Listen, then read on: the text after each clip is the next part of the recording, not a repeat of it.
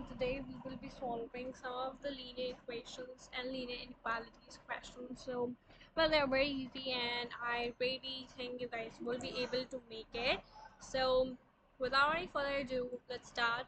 So it says if 6x plus 10 equals to 24, what is the value of 3x plus 5? So, what we just need to do is very simple. So what is the one thing that I'm right now actually trying to understand in this question is more likely ki, uh, so 6x plus 10 is multiplied by 2. So if we divide 2 by 3x plus 5, and if we multiply 2 by this, so we'll get the same exact 6x plus 10. I hope you're understanding that. So it is the half of it. So 24 half is, if we divide 24 by 2, so it's 1 and 2, so it's 12. So I really think my answer is 12 right now, but let's just check. Yes, our answer is correct, that it is 12. But without just let's just also check it if our answer is actually correct. Yes, our answer is actually correct. If you even follow it this way, you just first of all you find the value of x and then put the value of x in the same equation, and then you get the answer.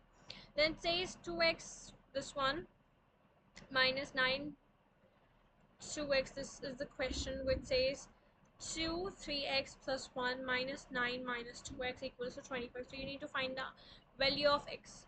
So it's very easy. You just multiply this and you get this, which is 2 3s are 6x plus 2 and minus 9 and plus 2, and then actually try to solve it, and you take this minus 7 that side, so it becomes 32, and 32 8 is more likely 4, so it comes 4 times in that table. So the value that satisfies 4 is what is x is 4. Then we have this question where it says which of the following numbers is not a solution to the inequality. So we need to find out that out of 1 2 3 and 4, what is the value which is not the value of x, right? So it's quite simple.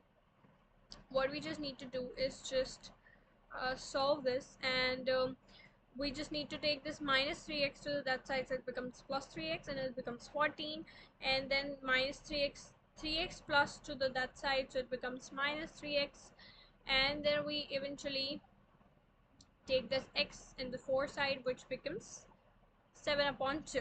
So 7 upon 2 in the decimal is 3.5. So the value, so it says this inequality sign actually tells us that if the value should be less than or equal to 7 upon 2, which is less than or equal to, okay? So the value should not be ahead of 3.5. So a value that is greater than this is 4, and 4 is our answer, right? So I really hope you understand this question. And yeah, that was all of about the practice questions that you should know in SAT maths of linear equations and equality. I really hope you guys understood these questions, and just go and check other questions on websites and try to solve them. If you guys have faced any kind of problem, let me know as well.